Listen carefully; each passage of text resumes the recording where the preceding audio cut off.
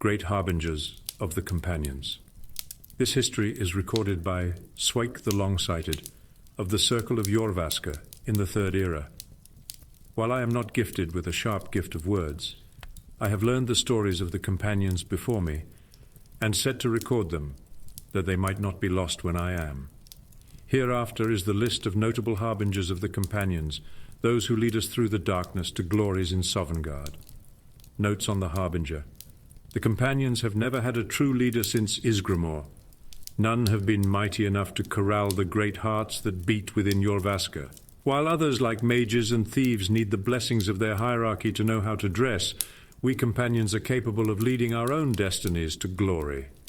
The harbinger advises, resolves disputes, and helps to clarify when questions arise of the nature of honor.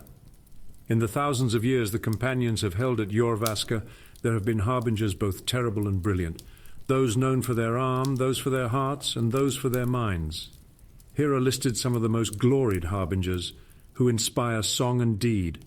Ysgramor, the first harbinger, the first man, the bringer of words, and the one who first bound the companions to honor in that far-off land of long ago. Better people have written of him, so I will not attempt to meet their words.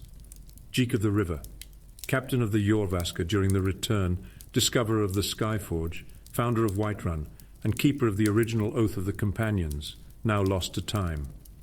While other crews sought glory and conquest, his was the first to settle and serve as protector for the less war-gifted in the land as they came behind. Mrifwil the Withdrawn. Several hundred years after the death of Ysgramor, the companions as we now know them were soldiers for hire, little better than mercenaries. Our services could be purchased for the fighting of wars, but the commitment to individual honor meant that often shield brothers would be forced to face each other on the field of battle. The bonds of honor which bind the companions threatened to break, until Mrifwil, in his wisdom, decreed that we would no longer be party to any war or political conflict of any kind. Because of his steady hand, the companions today are known as impartial arbiters of honor, in addition to their glories on the field of battle. Siruk the Lofty, the first harbinger to not be of ancestral Atmaran blood. This was around the time that the Nords began to think of themselves as such, and there were great disputes about purity and the legacy of Ysgramor. Kiruk first came to Jorvaska as a servant, but the Redguard quickly proved his mettle when treated disrespectfully by one of the less honor-bound warriors of the time. Granted the stature of an honorary companion after saving the life of Harbinger Tulvar the Unmentioned, he became known as the most capable of shield brothers in the Hall, with speed and cunning surpassing any of the old Atmaran stock. His time as Harbinger was short-lived, but it is said that his field knowledge of blade work continues to pass to every new companion through their training. Henantir, the Outsider, the first Elven Harbinger.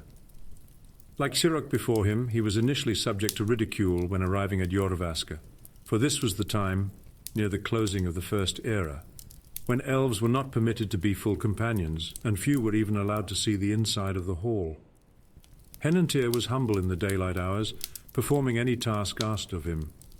At night, he trained fiercely in the outside yard, allowing himself only minutes of sleep before resuming his servant duties the next day. So he toiled through several harbingers, never resting, never complaining, and always keeping his mind and body sharp. Given his long life, he came to be trusted by the new companions as the one who them learned the ways of honor. When one such pupil had aged into an old man and become harbinger himself, Henantir was the one at his deathbed. With all companions assembled, he named Henantir as his successor, saying, "Even an elf can be born with the heart of a Nord sometimes." There were some number of companions who laid down their weapons that day, but those who remained knew the truth of honor, and it is their legacy we continue to bear. Mage of the Piercing Eyes, a harbinger known for her great beauty, but any who underestimated her on account of it would never make the mistake again. Was said to have once stared down half an opposing army, then slaughtered the remainder single-handedly.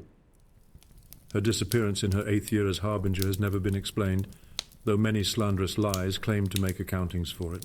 Colonel Longnose. After the dark periods in the late Second Era, when a string of false and dishonorable harbingers laid claim to Jorvaska, it was Colonel Longnose who gathered the true hearts of the companions in the wilds and stormed Jorvaska itself, killing the usurpers and returning honor through blood in the old ways. He began the tradition of trusted advisors called the Circle, after our great Lord Isgremore's Council of Captains, who would serve as examples to the younger, newer companions. By ensuring that the notions of honor can have an unbroken string of tradition, he steadied the course of the companions and restored our destinies to that of Isgremore's, pressing ever onwards to Sovngarde.